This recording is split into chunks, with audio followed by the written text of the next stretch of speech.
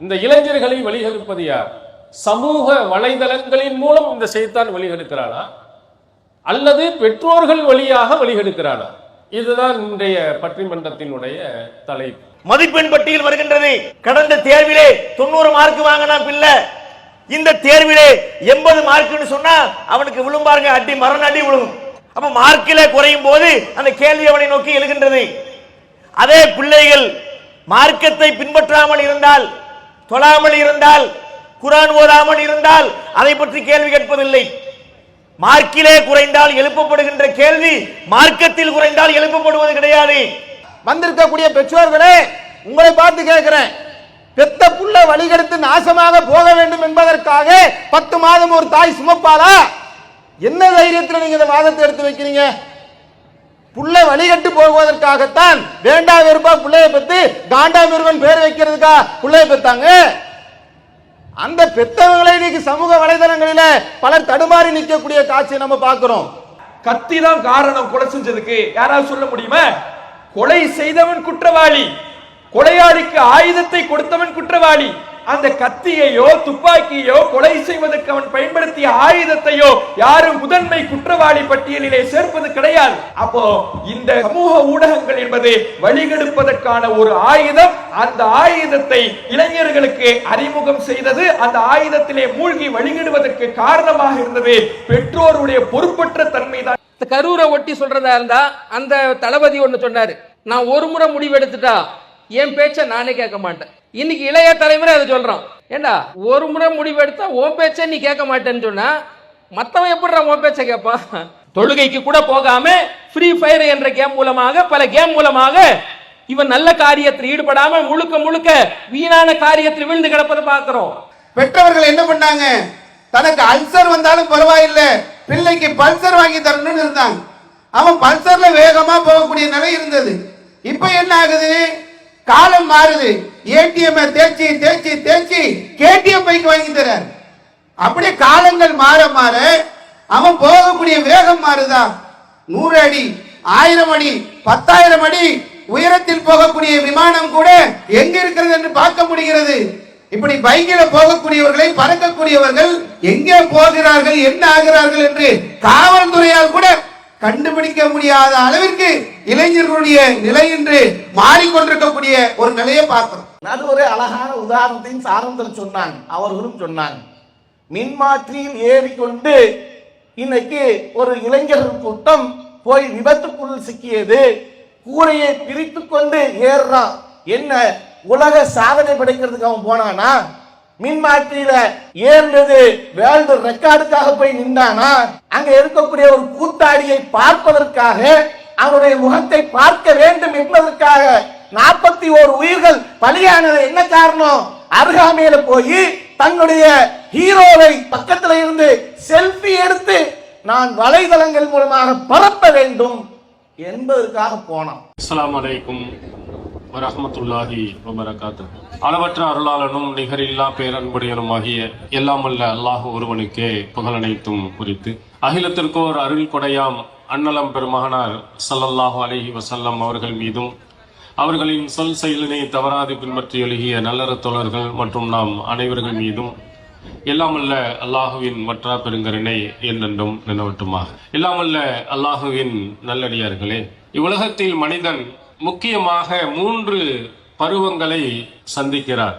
ஒன்று குழந்தை பருவம், 2வது இளமை பருவம், 3வது முதுமை பருவம். இந்த 3 பருவங்களில் இந்த இளமை பருவம் என்ற இடையில் வரக்கூடிய பருவம்தான் மனிதனுக்கு மிக முக்கியத்துவம் வாய்ந்த ஒரு பருவம். அவர் நினைத்ததை சாதிக்க முடியும், நினைத்த விதத்தில் இருக்க முடியும். அனைத்து விதமான வாய்ப்புகளும் வசதிகளையும் அல்லாஹ் இந்த பருவத்தில் தான் கொடுத்திருக்கிறார். அது தமிழில் ஒரு பழமொழி சொல்வார்கள், ஓடும் பாம்பை மிதிக்கும் வயது, கல்லை சாப்பிட்டாலும் செரிக்கும் வயது என்று சொல்வார். யாருக்கும் எந்த விதமான பயமுமே அவனுக்கு ஏற்பட அந்த இளமை பருவம். குழந்தை பருவத்திலையும் பயப்படுவான், முதுமை பருவத்திலையும் பயப்படுவான். இந்த இளமை பருவத்துல பாம்பை கண்டால் கூட ஏறி மிதிப்பான். பாம்பு என்றால் படையும் நடுங்கும் என்று சொல்வார்கள். ஆனால் இளைஞன் என்ன செய்ய மாட்டான்? பயப்பட மாட்டான். அதுதான் நீங்கள் பார்த்தீங்க, கரூர்ல டிரான்ஸ்பார்மர் அது மேல ஏறிக்கொண்டு ஆட்டம் போடுறான். தொட்டா பஸ்மம் ஆயிடுவான், எந்த பயமும் இல்லை. மரத்துக்கு மேலே குரங்குகள் தான் இன்னும் தாவி தாவி போகும், ஒடிஞ்சு விழுந்தோம்னா இடுப்பு மேலாம் ஒடிஞ்சு போயிடும். இருந்தாலும் மரத்துக்கு மேலே தாவுறான். எல்லாம் இளைஞர். அவனுடைய அந்த வயது எந்த விதமான பயத்தையும் அறியாது. அவனுக்கு நல்ல ஆற்றல்களும் உள்ள ஒரு வயது. அதனால அந்த வயதில் எப்படி அவன் வழிகாட்டப்படுகிறானோ அது போன்ற வழிகளில் தான் அவன் செல்வான். நல்ல வழியை காட்டியிருந்தால் நல் வழியில் போகிறான். கெட்ட வழியாக இருக்கும் என்று சொன்னால் அவன் கெட்டவனாக போயிடுவான். இப்படி நிறைய பேர்கள் நீங்கள் பார்க்கலாம். இளைஞர்களாக இருந்து மார்க்கத்திற்காக உழைத்தவர்கள் நிறைய பேர்கள் இருக்கிறார். 1000க்கும் மேற்பட்ட நபிமொழிகளை இந்த உலகத்திற்கு அறிவித்த நபித்தோழர்கள் நபித்தோழியர்களை பார்த்தா எல்லாரும் இளைஞர்கள் தான். அபூ ஹுரைரா இருக்கட்டும், இப்னு உமர் ரலியல்லாஹு அவர்கள் இருக்கட்டும், அனஸ் ரலியல்லாஹு அவர்கள் இருக்கட்டும், ஜாபிர் இப்னு அப்துல்லா ரலியல்லாஹு அவர்கள் இருக்கட்டும், அதே போன்று இப்னு அப்பாஸ் ரலியல்லாஹு அவர்கள் இருக்கட்டும், ஆயிஷா நாயி அவர்கள் இருக்கட்டும், இவங்கெல்லாம் 1000க்கும் மேற்பட்ட நபிமொழிகளை இந்த உலகத்துக்கு தந்தவர்கள். இவங்கெல்லாம் தங்களுடைய இளமை பருவத்தை நல்வழியில் செலவழித்தவர்கள், நல்ல கல்வியை படிப்பதில் செலவழித்தவர்கள், நல்லவர்களுக்கு பின்னால் சென்றவர்கள். அதனால இந்த மக்களுக்கு ஏராளமான அற்புதமான அழகான அறிவுரைகளை நபிகளாரிடம் இருந்து நமக்கு கொடுத்திருக்கிறார். நல்ல விஷயங்களுக்கெல்லாம் முந்தி சென்று போனவர்கள். இப்னு உமர் ரலியல்லாஹு அவர்கள் உஹது போர்க்களத்தில் ஒரு அறப்போராட்டத்தில் ஈடுபடுவதற்காக முன்வந்து நபிகளாரிடத்தில் என்னையே அனுமதியுங்கள் என்று கேட்டார்கள். வயது கொஞ்சம் கம்மிங்கிறனால ரசூல் ஸல்லல்லாஹு அலைஹி வஸல்லம் அவர்கள் அனுமதி கொடுக்கல. அடுத்த அறப்போராட்டத்தில் அவங்களுக்கு அனுமதி கொடுத்தார். அப்ப இளமை பருவமாக இருப்பவர்கள் குடிகாரர்களாக, சினிமாவுக்கு பின்னால் போகக்கூடியவர்களாக, வீணான விஷயங்களில் போய் ஈடுபடக்கூடியவர்களாக நபிகளாருடைய காலத்தில் இருந்த இளைஞர்கள் இருக்கவில்லை. ஆனால் இன்று இருக்கக்கூடிய இளைஞர்களுடைய நிலையை நீங்கள் பார்த்தீர்களானால் உங்களுக்கு கண்கூடாக தெரியும். வெளியில் நீங்கள் போக வேண்டியதில்லை. உங்களுடைய பிள்ளை எப்படி நடக்கிறான் அப்படின்னு பார்த்தாலே அவன் எவ்வளவு மோசமான நிலையின் பக்கம் போய்கொண்டு இருக்கிறார் என்பதை நீங்கள் புரிந்து கொள்வீர்கள். திருக்குர்ஆன் நமக்கு சொல்லுகிறது, ஷைத்தான் தான் எல்லாரையும் என்ன செய்யறான், வழிகெடுக்கிறான். அவன் எப்படி எல்லாம் வழிகெடுப்பான் என்பதை திருக்குர்ஆன் நமக்கு சொல்லுகிறது. அல்லாஹ்விடத்தில் ஷைத்தான் சொல்லுகிறான், இறைவா உன்னுடைய நேரான வழியில் போய் நான் அமர்ந்து கொண்டு அவர்களை வழிகெடுப்பேன். சும்மல ஆத்தி அன்னஹும் மின் பைனி ஐதீஹிம் வ மின் கல்பிஹிம் அன் ஐமானிஹிம் அன் ஷமாயிலிஹிம். நேரான வழி எதுவோ அதுல அவனை போக விடாம நான் உட்கார்ந்து கொண்டு அவனை வழியெடுக்கும் வேலைகளை செய்வேன். வலதுபுறம் போனா அங்கேயும் போவேன், இடதுபுறம் போனா அங்கேயும் போவேன், முன்னால் போனா போவேன், பின்னால் போனா இப்படி வளைத்து அவனை கெடுப்பதற்கு எல்லா முயற்சியும் செய்வேன். இந்த பூமியில் இருக்கக்கூடிய மோசமான விஷயங்களை எல்லாம் அலங்கரித்து காட்டுவேன். எவைகளெல்லாம் கெட்டதோ அது கூட உனக்கு சூப்பர் ஹீரோ, அற்புதம், அழகு என்பதை சொல்லி சொல்லி அவனை நான் வழிகெடுப்பேன், எல்லாத்தையும் அழகானதாக காட்டுவேன் என்று ஷைத்தான் சொல்லி சென்றிருக்கிறார். இந்த ஷைத்தான் இந்த இளைஞர்களை யார் மூலமாக வழிகெடுக்கிறார்? அங்க சொல்ல வலதுபுறம் இடதுபுறம் முன்னால் பின்னால் அவனுக்கு எதெல்லாம் வாய்ப்பு கிடைக்குதோ எல்லா இடத்துலையும் அவனை வழிகெடுப்பேன் இந்த ஷைத்தானுடைய வாக்குமூலத்தை சொல்கிறான். இந்த இளைஞர்களை வழிகெடுப்பது யார்? சமூக வலைதளங்களின் மூலம் இந்த ஷைத்தான் வழிகெடுக்கிறானா அல்லது பெற்றோர்கள் வழியாக வழிகெடுக்கிறானா? இதுதான் இன்றைய பட்டிமன்றத்தினுடைய தலைப்பு. ரெண்டு பேர்ட்டையும் இருக்கு. பெற்றோர்கள் மூலமாகவும் இருக்கிறது, சமூக வலைதளங்களின் மூலமாகவும் வழிகெடுப்பதற்கு வாய்ப்புகள் இருக்கு. பெரிதும் வழிகெடுப்பது ரொம்ப ஓவரா அதிகமாக இளைஞர்கள் எதன் மூலம் வழிகெட்டு போகிறார்கள்? சமூக வலைதளங்களின் மூலம் போகிறார்களா அல்லது பெற்றோர்களின் மூலமாக இந்த ஷைத்தான் வழிகெடுத்து போகிறானா என்பதையே இந்த பட்டிமன்றத்தின் தலைப்பாக நாம் எடுத்திருக்கிறோம்.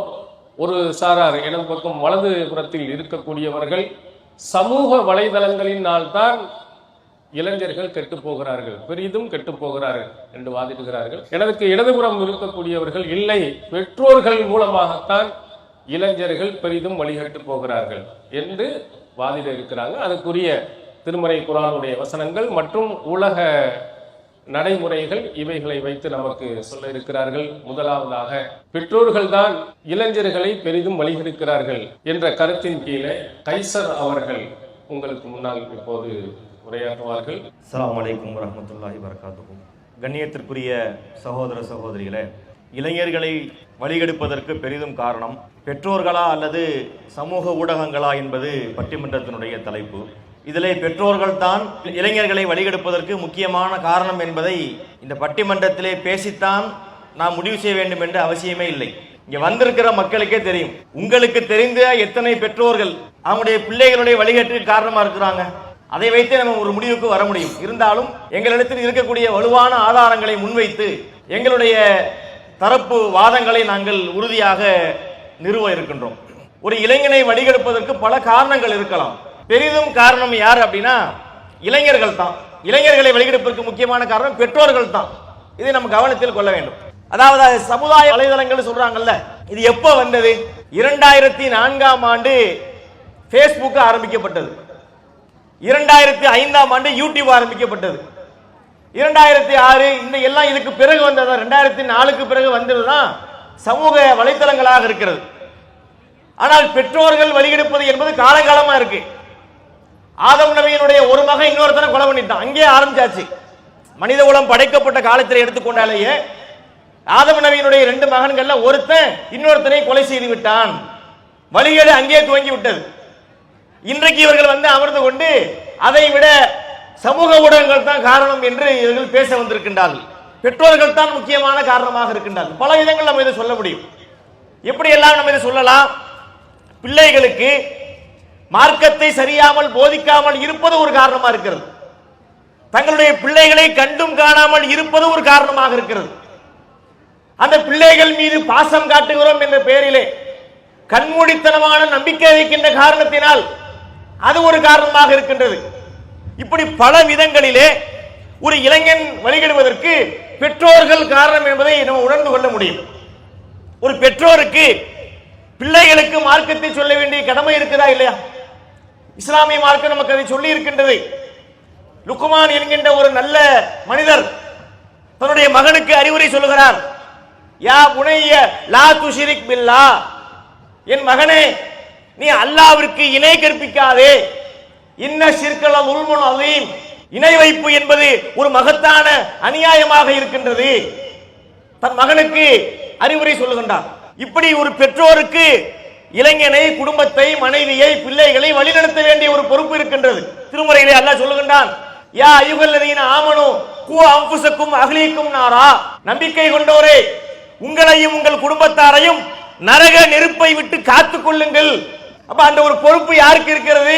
பெற்றோருக்கு இருக்கின்றதா இல்லையா? அதை அவர்கள் செய்ய தவறக்கூடிய நிலையிலே தான் இன்று பல இளைஞர்கள் வழிகேட்டை நோக்கி போகிறார்கள் என்பதை நாம் கண்கூடாக பார்க்கின்றோம். ஒரு இளைஞனுடைய வாழ்க்கை இன்னைக்கு எப்படி இருக்கிறது? நிறைய விதமான பிரச்சனைகள் அவனுடைய வாழ்க்கையிலே வழிகேடுகள் உண்டாகுதா இல்லையா? அதுல முக்கியமான ஒண்ணு என்ன? சினிமாவினுடைய மோகம் அவனிடத்திலே அதிகமாக தென்படுகிறது. சினிமா என்பது அவன் வாழ்க்கையிலே ஒன்றாக கலந்து விட்டது. இதுக்கு முக்கியமான காரணம் யாரு? பெற்றோர்கள் ஒரு காரணமா இல்லையா? ஏனென்று சொன்னால் இவன் சினிமா மோகத்தை எங்கு கற்றுக்கொண்டான்? ஒவ்வொரு மகனும் தன் தந்தையிடத்திலே கற்றுக்கொண்டான். இவர்கள் மார்க்கம் என்ற பெயரில் ஒரு விஷயத்தை பண்ணா கூட அதுல சினிமாவை மிக்ஸ் பண்ணுவார்கள். உதாரணமாக ரபியுல் அவ்வல் மாதத்திலே சுபான மௌலிது என்று ஒன்றை ஓதுவார்கள். அது மார்க்கத்தில் இல்லை என்பது வேறு விஷயம். அதை அவர்கள் வணக்கமாக நினைத்துக் கொண்டிருக்கிறார்கள். சரி, அந்த மௌலிதை எப்படி ஓதுவாங்கன்னு பார்த்தா அதை சினிமா பாட்டு மெட்ல ஓதுவாங்க. அந்த காலத்திலே வாழ்ந்த அந்த பெற்றோர்களை எப்படி ஓதினார்கள்? அந்த காலத்தில் இருக்கக்கூடிய எம்ஜிஆருடைய பாட்டிலே, சிவாஜி பாட்டு மெட்டிலே அவர்கள் மௌலிதை ஓதி வந்தார்கள். சலாத்துன் சலாமுன் ஹுமா சர்மதா அலல் முஸ்தபா மா யலூஹுன் நஹார் போதுனாங்களா? இதை பார்த்து கெட்டு போன ஒரு இளைஞன் இவன் இன்றைக்கு மௌலிது ஓதுகின்றான். எப்படி ஓதுகின்றான்? காலமாயிடுச்சுல, அப்ப பாட்டு மாறுது. மௌலாயா சல்லி வஸல்லிம் தாயிமன் அபதா அலா ஹபீபிக கைர் லில் ஹல்கி குல்லிஹிம். என்ன தெரியுதா? சொய் சொய் அங்க வந்து நிக்கிறான். இவனை இதை நோக்கி தள்ளியது எது? இன்றைக்கு ஒரு இளைஞனுடைய சினிமா வெறி என்பது மார்க்கத்தின் பெயரால் ஒரு காரியத்தை செய்தால் கூட அதில் சினிமாவை கலக்கக்கூடிய அளவிற்கு இவனை தள்ளியது யார்? அவனுடைய பெற்றோர் இல்லையா? ஒரு சினிமாவிலே எவ்வளவு விதமான பிரச்சனைகள் இருக்கிறது, எவ்வளவு ஆபாசங்கள் இருக்கிறது. அது இந்த மேடையில பேச முடியுமா? சினிமாவிலே காட்டப்படக்கூடிய காட்சிகள் எவ்வளவு அசிங்கமான காட்சிகளாக இருக்கிறது. நல்ல கருத்துக்களை அங்கு சொல்கின்றார்களா? நல்ல ஒரு கதை அந்த படத்திலே உட்படுத்தப்படுகின்றதா? கதையை நம்புவதை விட சதையை நம்புகின்றார்கள். அதான் இன்றைக்கு சினிமாவுடைய லட்சணம் சந்தி சிரித்துக் கொண்டிருக்கின்றது. இந்த சினிமாவிலே இளைஞரை வீழ்றான்னா இதற்கு ஆரம்ப புள்ளி வைத்தது யார்? பெற்றோர் என்பதை நாம் கண்கூடாக பார்க்கின்றோம். பள்ளிக்கூடங்களில் பிள்ளைகள் படிக்கும் போது ஆண்டு விழா, ஆனுவல் டேன்னு வைப்பாங்க. அந்த ஆண்டு நிகழ்ச்சியிலே பார்த்தால் மேடையிலே பல கச்சேரிகள் நடக்கும். அதுல டான்ஸ் நிகழ்ச்சிகளிலே பிள்ளைகளை பெற்றோர் பங்கெடுக்க செய்வார்கள். அங்க என்ன மாதிரி பாட்டு படிக்கப்படுகிறது? அசிங்கமான பாடல்கள். சின்ன வீடா வரட்டுமா, பெரிய வீடா வரட்டுமா, அந்த பாட்டுக்கு ஆடுவது யார் என்று சொன்னால் சின்ன பிள்ளைகள். 4 வயது 5 வயது பெண் பிள்ளைகள் எல்லாம் இந்த பாட்டுக்கு ஆடுறாங்கன்னு சொன்னா மேடையிலே இதை ஆட வைத்து அழகு பார்ப்பது யார்? பெற்றோர்கள் இல்லையா? அப்ப இப்படிப்பட்ட ஒரு வழிகேட்டிலே அவர்களை தள்ளுவதற்கு முக்கியமான காரணமாக பெற்றோர் இருக்கின்றார்கள். இதை நீங்கள் நடுவர் அவர்களே நீங்கள் கவனத்தில் கொள்ள வேண்டும். இது போல ஏராளமான விஷயங்கள், அதிலே அவங்க மார்க்கத்தை சொல்லிக் கொடுக்காமல் இருப்பது ஒரு முக்கியமான காரணமா இருக்கிறது. பிள்ளைகள் பள்ளிக்கூடத்திலே படிக்கின்றார்கள், மதிப்பெண் பட்டியல் வருகின்றது. கடந்த தேர்விலே 90 மார்க் வாங்கினா பிள்ளை, இந்த தேர்விலே 80 மார்க்னு சொன்னா அவனுக்கு விழும்பாருங்க அடி, மரண அடி விழுகும்.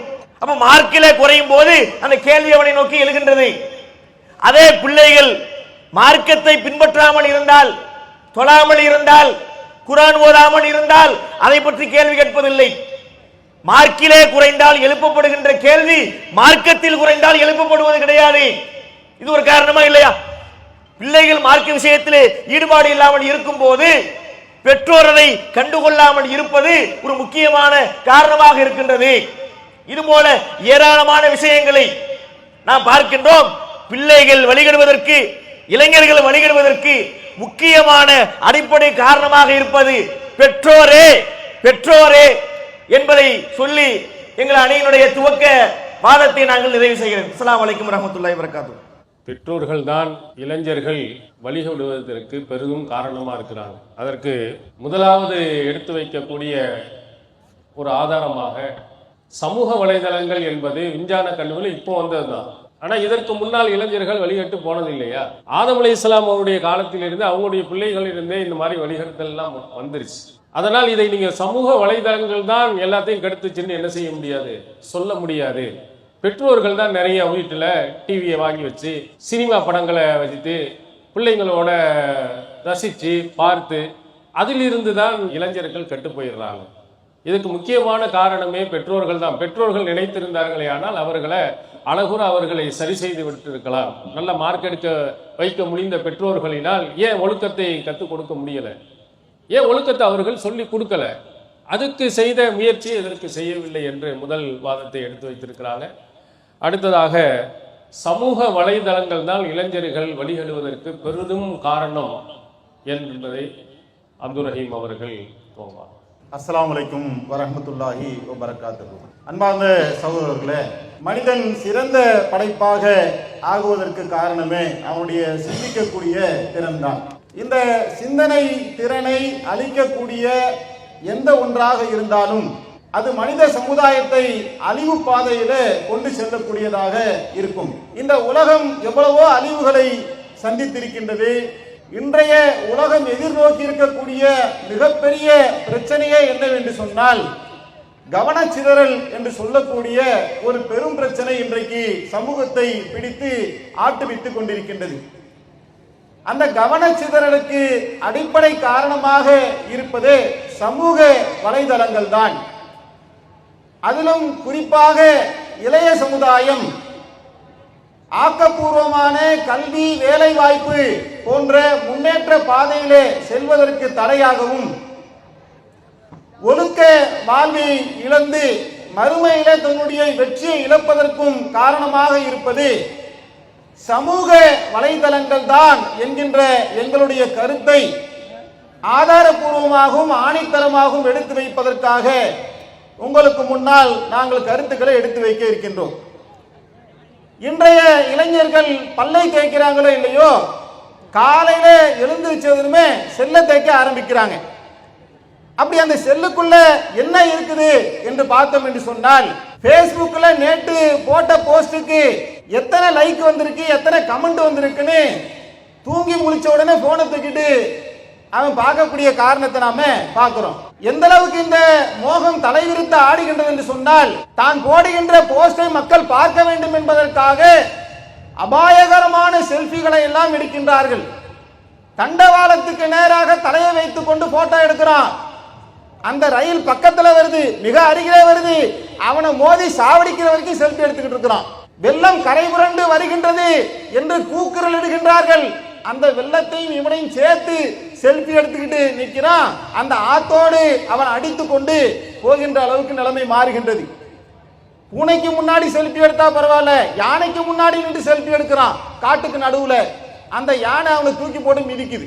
மாடியில நின்று செல்ஃபி அடிக்கிறான், கீழே விழுந்து மண்டை உடைஞ்சு போகுது. அப்ப செல்ஃபி மோகத்தினால் ஏராளமான பேர் மடிந்து மண்ணோடு மண்ணாக போகின்றார்கள்.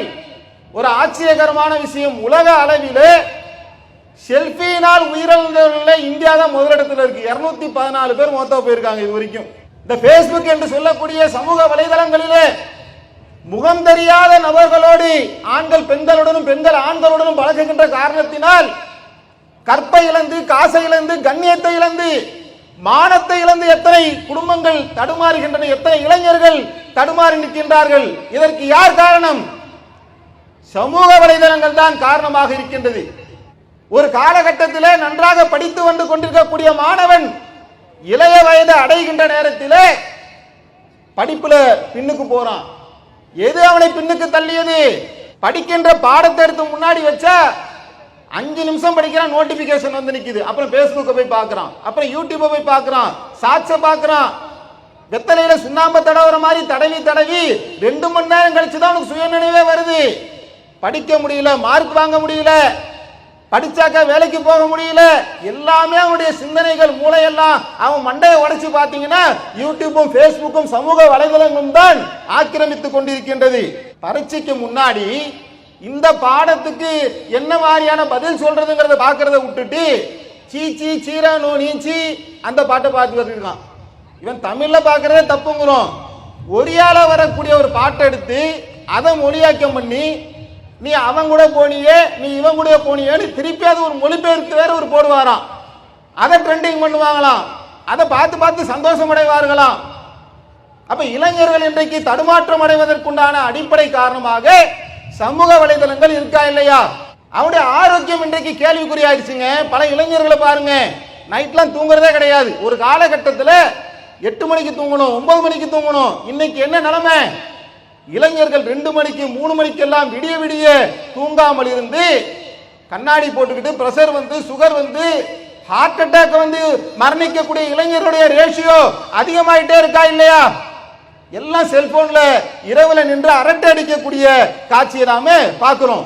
ஒரு கட்டத்துல அந்த இளைஞர்களை பெற்றோர் கட்டுப்படுத்துவதற்காக எவ்வளவோ முயற்சிகளை எடுத்தாலும் கூட மிருகமாக ஆகி போறாங்க. ஒரிசாவில் நடந்த ஒரு சம்பவம் கேட்ட கொலையே நடக்குது. பப்ஜி கேம்ல விளையாடி விளையாடி பப்ஜில அடிக்ட் ஆகி போயிடறான். சூரியகாந்த் என்று சொல்லக்கூடிய ஒரு இளைஞன், அவனை வயதான தாய் தகப்பன் நேர்வழியில கொண்டு வருவதற்காக எவ்வளவோ தடுக்கின்ற வேலையை அந்த குடும்பத்தார் செய்யறாங்க. அவர்கள் எல்லாம் தூங்குகின்ற நேரத்தில் என்ன நீ கேம் விளையாடாம தடுத்துட்டியா என்று அத்தாவுடைய தலையில, அம்மாவுடைய தலையில, அக்காவுடைய தலையில கல்ல போட்டு சாகடிக்கிறாங்க. கல்லு மனசுடைய அவன். இப்படி இந்த இளைஞனை மிருகமாக மாற்றியது வீடியோவம் என்று சொல்லக்கூடிய சமூக வலையத்தினுடைய செயல்பாடுகள் இல்லையா? அந்த செயலிகள் காரணம் இல்லையா? இதுக்கும் பெற்றோர்கள் தான் காரணமா? வந்திருக்கக்கூடிய பெற்றோர்களே, உங்களை பார்த்து கேட்கிறேன், பெத்த புள்ள வழிகெடுத்து நாசமாக போக வேண்டும் என்பதற்காக 10 மாதம் ஒரு தாய் சுமப்பாளா? என்ன தைரியத்தில் நீங்க இந்த வாதத்தை எடுத்து வைக்கிறீங்க? புள்ள வழிகட்டு போவதற்காகத்தான் வேண்டா வெறுப்பா பிள்ளைய பெற்று காண்டா மிருகன் பேர் வைக்கிறதுக்கா பிள்ளைய பெற்றாங்க. அந்த பெத்தவங்களை இன்னைக்கு சமூக வலைதளங்களில பலர் தடுமாறி நிற்கக்கூடிய காட்சியை நம்ம பார்க்கிறோம். அவர்கள் சமூக வலைதளங்களிலே, நாடகங்களிலே, சீரியல்களிலே தடுமாறி போகின்ற காரணத்தினால் அவர்களையும் சேர்த்து சமூக வலைதளங்கள் விழுங்கி நிற்கக்கூடிய காட்சியை நாம பார்க்கிறோம். அதே மாதிரி பாத்தீங்கன்னு சொன்னா வாட்ஸ்அப்புக்கு இணையாக ஒரு செயலியை உருவாக்குறான். அந்த செயலிக்கு என்ன பேரு? அரட்டை. ஏற்கனவே வாட்ஸ்அப்ல தான் அரட்டை அடிச்சுக்கிட்டு இருக்கிறோம். மாற்றாக கொண்டு வரக்கூடிய செயலிக்கு பேரு அரட்டை. அப்ப அந்த அரட்டைன்ற செயலிக்குள்ள வேற என்ன செய்வாங்க? எல்லாம் அரட்டை அடிக்க வேண்டியதுதான், சாட்டிங் பண்ண வேண்டியதுதான். இதுதான் உலகம். இந்த சிற்றின்பத்துக்காகத்தான் நாங்கள் படைக்கப்பட்டுள்ளோம் என்கின்ற எண்ணத்தில் அளவுக்கு இளைஞர்கள் போகுவதற்கு என்ன காரணம்? இந்த உரையினுடைய துவக்கத்திலே நடுவர் அவர்கள் மிக அழகான ஒரு இலக்கணத்தை சொன்னார்கள். ஷைத்தான் மனிதனை முன்னாடி வந்து வழி எடுப்பான், பின்னாடி வந்து வழி எடுப்பான், வலதுபுறம் வந்து வழி எடுப்பான், இடதுபுறம் வந்து வழி எடுப்பான், நாலாபுறமும் உன்னை வழிகெடுத்து நாசமாக்குவேன் என்று ஷைத்தான் சவால் விட்டு அல்லாஹ்ட்ட சொல்லிட்டு வந்தானே. அப்படி ஷைத்தானுடைய ஆயுதமாக இருக்கக்கூடியது பெற்றோர்கள். நீங்க சொல்ல வரீங்களா? ஒரு இளைஞனை வலது பக்கமாக வந்து நீ நாசமா போ, நீ குடிகாரனா போ, நீ Facebook பார்த்து நாசமா போ, யூடியூப் பார்த்து நாசமா போ, நீ படிக்காம நாசமா போ, நீ வீணா போயிரு என்று பெற்றோர்கள் சொல்லிட்டு இருக்காங்களா? சமூக வலைதளங்கள் இந்த வேலை செய்தா? முன்னாடி போன் எடுத்தா யூடியூப், அந்த பக்கம் போய் பார்த்தா Facebook, இந்த பக்கம் போனா இன்ஸ்டாகிராம், இப்படி நாலாபுறமும் அந்த இளைஞரை வழிகெடுக்கக்கூடியதாக ஷைத்தானுடைய கருவியாக இருக்கக்கூடியது சமூக வலைதளங்களே என்பதை ஆணித்தரமாக சொல்லி இன்றைய இளைஞர்கள் வழிகெடுவதற்கு மிகப்பெரிய காரணம் சமூக வலைதளமே என்று கூறி எங்களுடைய முதல் உரையை நிறைவு செய்கின்றோம். இளைஞர்கள் பெரிதும் வழிகெடுவதற்கு முக்கியமான காரணங்கள் சமூக வலைதளங்கள் தான் அப்படிங்கிறதுக்கு நிறைய உதாரணங்கள். அதில் செல்போன், படிக்க வேண்டியவன், தினமும் குரானை ஓத வேண்டியவன், நபிமொழிகளை படிக்கவனா காலையில் எந்திரிச்ச உடனேயே செல்போனை தான் தேய்ச்சிக்கிட்டு இருக்கிறான். இதெல்லாம் யாரும் பெற்றோர்கள் தான் சொல்லி கொடுக்குறாங்களா? காலையில் எந்திரிச்ச உடனே பல் விளக்குறதுக்கு முன்னால் செல்போனை தேய்ச்சிட்டு போறா, வாட்ஸ்அப் பண்ணி பாடுறா, இன்ஸ்டாகிராம் பண்ணி பாரு, ஃபேஸ்புக்கில் போயிரு அப்படின்னு பெற்றோர்களாக சொல்லியிருக்காங்க. இவன் இந்த சமூக வலைதளங்களுடைய ஈர்ப்புனால தான் இவன் கெட்டு போறானே தவிர எந்த பெற்றோர்களும் என் பிள்ளை கெட்டு போக வேண்டும் என்று நினைப்பதில்லை அப்படிங்கிறதுக்கு பல உதாரணங்களை சொல்லி இருக்கிறாங்க. அடுத்ததாக இல்லை, பெற்றோர்கள் தான் காரணம் என்பதை சபீர் அலி அவர்கள் உங்களுக்கு வழங்கும். அஸ்ஸலாமு அலைக்கும் வரஹ்மத்துல்லாஹி வபரகாத்துஹு. அன்புள்ள சகோதர சகோதரிகளே, இளைஞர்கள் வழிகெடுவதற்கு பெரிதும் காரணம் சமூக வலைதளங்களே என்று பேச வந்தவர்கள் சமூக வலைதளங்களினால் என்னென்ன தீங்குகள் இருக்கிறது என்பதை பட்டியல் போட்டு இருக்கிறார்கள். நாங்க சமூக வலைதளத்துல தீங்கே இல்லைன்னு யாரும் இங்க வலிஞ்சு கட்டிட்டு சொல்லல. சமூக வலைதளங்களில் தீங்கு இருக்கிறது. சமூக வலைதளங்களில் மக்களுக்கு கேடு தரக்கூடிய விஷயங்கள் இருக்கிறது. அதிலே யாருக்கும் மாற்று கருத்து இல்லை. அந்த சமூக வலைதளங்கள்ல மூழ்குவதற்கு, அவன் வழிகெடுவதற்கு முக்கியமான முதன்மையான காரணமாக அந்த சமூக வலைதளத்தை இளைஞரிடத்திலே அறிமுகப்படுத்திய வேறாக யார் இருக்கிறார் என்றால் பெற்றோர் தான் இருக்கிறார்கள் என்பதுதான் எங்கள் தரப்பினுடைய வாதமாக இருக்கிறது. அல்லாஹ் குர்ஆன்ல சொல்லும் பொழுது, வல்லாஹு அஹ்ரஜக்கும் மின் புத்தூனி உம்மஹாத்திக்கும் லா தஅலமுன ஷைஆ, அல்லாஹ் உங்களுடைய தாயின் வயிற்றிலிருந்து எதையும் அறியாத நிலையில் உங்களை வெளிப்படுத்தினான். ஒரு மனிதன் இந்த உலகத்தை சந்திக்கின்ற பொழுது, உலகத்திலே பிறக்கின்ற பொழுது எதையும் தெரிந்து கொள்ளாமல் தான் வருகிறான். ஒன்றும் அறியாத பச்சிளம் பாலகனாகத்தான் பிறக்கிறான்.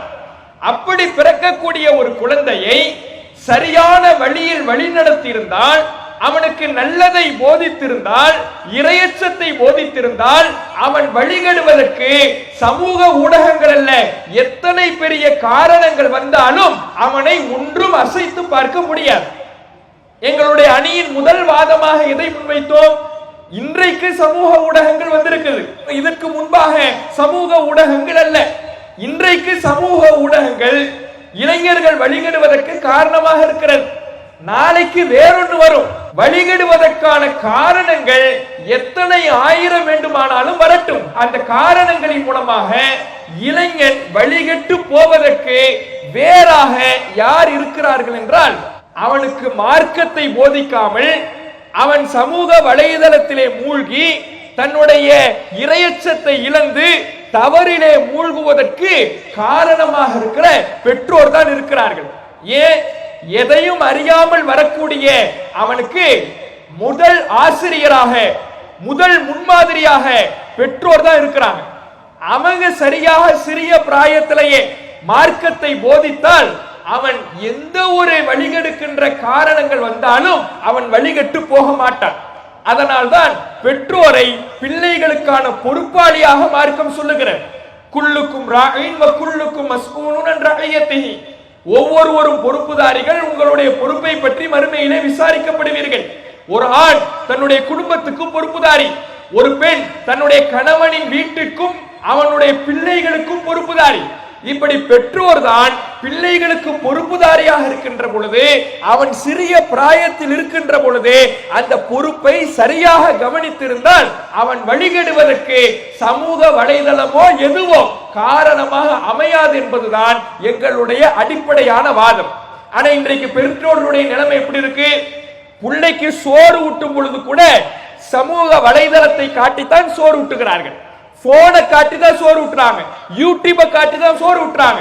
இப்படி அவன் வழிகெடுவதற்கு அஸ்திவாரத்தை குழந்தை பருவத்திலேயே போட்டு கொடுக்கிறார்கள். அதை பார்த்து வளர்கின்ற பிள்ளை எப்படி வளருவான்? அந்த செல்போன் இருந்தா தான் நாளைக்கு சாப்பிடுவான். இன்னைக்கு போனை காட்டி ஊட்டிட்டாங்கன்னா நாளைக்கு சாப்பிடும் பொழுது செல்போன் இல்லைன்னா அவன் சாப்பிட மாட்டான். அதிலேயே மூழ்கி போனவன் அடுத்து அவன் வளருகிற பொழுது செல்போனை தனிமையிலே பயன்படுத்த துவங்குகிறான். அவன் ஏன் தனிமையிலே இருக்கிறான்? பெற்றோர் கண்டிப்பது கிடையாது. வீட்டுல ஒரு ரூம்ல அடைஞ்சிருப்பான், வீட்டில இருக்கக்கூடியவர்களிடத்தில் பேச மாட்டான், தன்னுடைய தாய் தகப்பனாரை கண்டுக்க மாட்டான், வீட்டுக்கு யார் வராங்க போறாங்க எதுவுமே தெரியாது. அப்படி இருக்கின்ற பொழுது அவனுக்கு தனிமையை தவிர்க்க வேண்டிய ஒரு இடத்தில் பெற்றோர் இருக்கிறாங்க, அதை செய்யாமல் இருக்கிறார்கள்.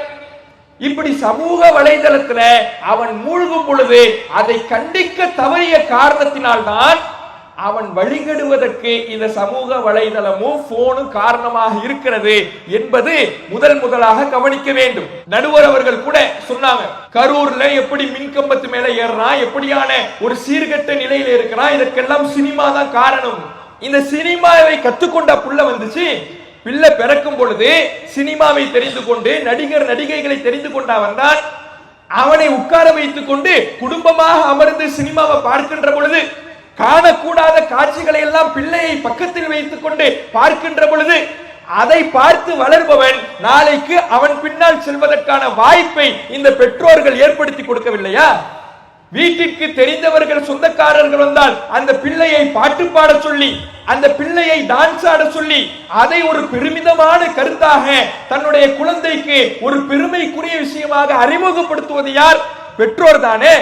அப்ப இப்படி பெற்றோர்கள் என்பவர்கள் இந்த இளைஞர்கள் பிள்ளைகள் வழிகெடுவதற்கு அவர்கள் தங்களுடைய பொறுப்பை மறப்பதுதான் காரணமாக இருப்பது என்பதை இதிலிருந்து தெரிந்து கொள்ள முடிகிறது. பெற்றோர்கள் என்பவர்கள் காரணம் என்பதை இஸ்லாமிய மார்க்கம் அடிப்படையாகவே நமக்கு சொல்லி காட்டுகிறது. குல்லு மௌலூதின் யூலது அலல் ஃபித்ரா, ஒவ்வொரு குழந்தையும் இயற்கை வழியில் தான் பிறக்கிறது. பிறக்கும் பொழுது பிள்ளை எப்படிதான் பிறக்குது? நல்ல பிள்ளையா தான் பிறக்குது. அந்த பிள்ளையை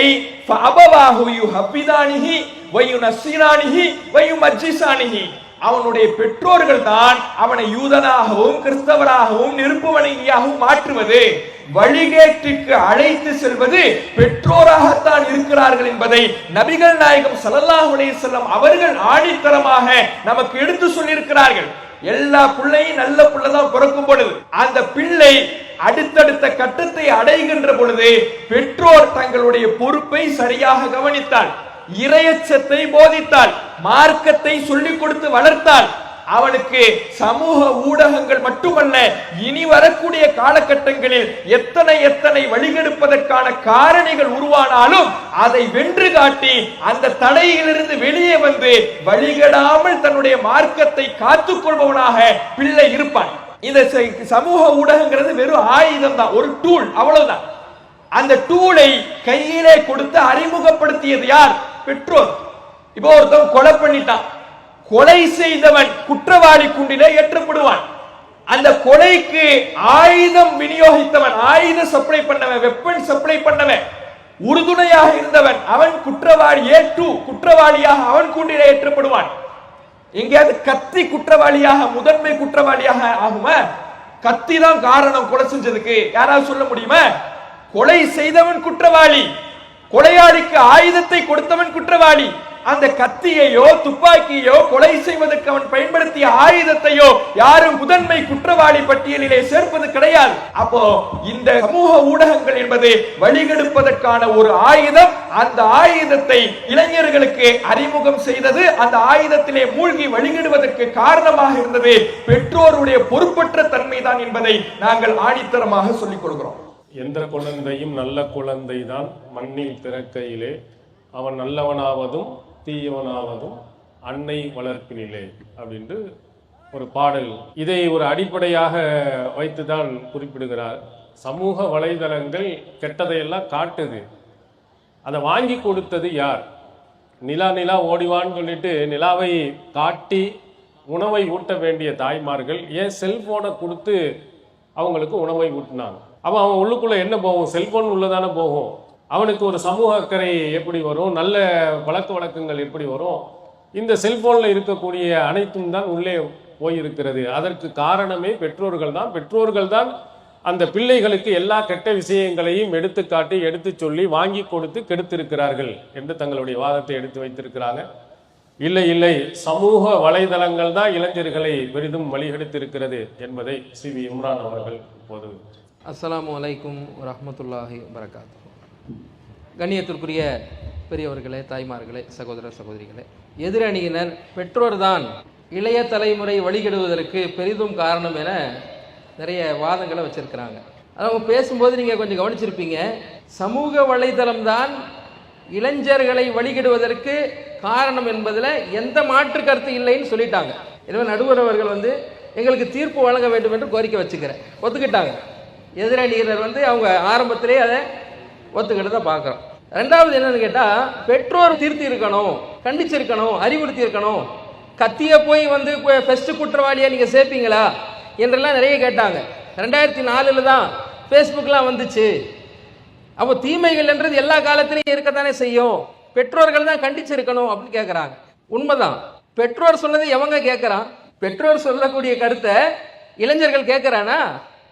எந்த பெற்றோராவது என் புள்ள குடிகாரனா மாறணும், என் புள்ள போக்கிரி ரவுடியா மாறணும், கெட்டவனா மாறணும் எந்த பெற்றோராவது விரும்புறாங்களா?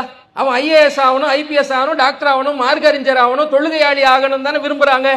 அப்போ அந்த பெற்றோருக்கு மாற்றமாக அவன் போகிறான்னு சொன்னா, இந்த சமூக வலைதளம் தான் அவனை பெரிய அளவுக்கு ஆக்கிரமிப்பு செய்திருக்கிறது என்பதை அடிப்படையாக நாங்கள் சொல்லிக் கொள்கிறோம். ரெண்டாவது என்னன்னு கேட்டாங்க, அதாவது ஒருத்தர் தாய் தந்தையருடைய பேச்சை கேட்காம எவனுடைய பேச்செல்லாம் கேட்கறான் தெரியுமா?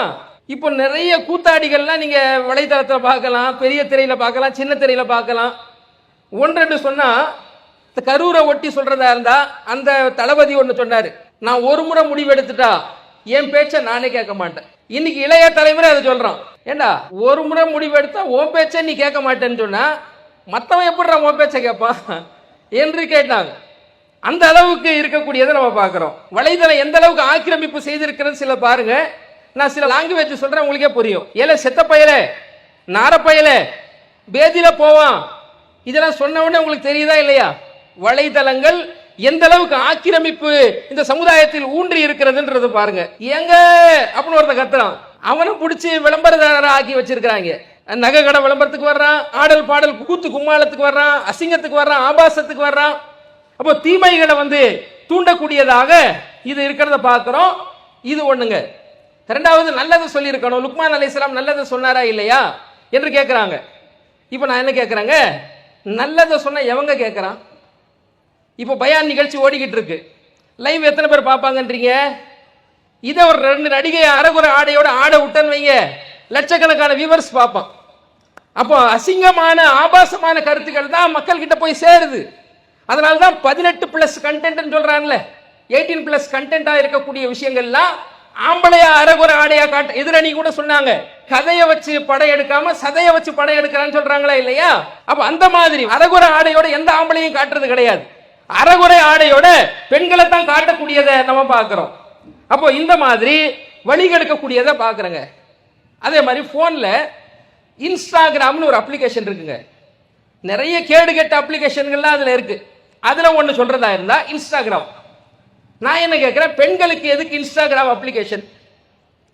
இந்த இன்ஸ்டாகிராம் அப்ளிகேஷன்ல பெண்களுடைய புகைப்படத்தை நீங்க அப்லோட் பண்றீங்க. கண்ட கண்ட ஆம்பளைகள் எல்லாம் பர்சனலா மெசேஜ் பண்றான், நண்பர்களா மாறுறான்.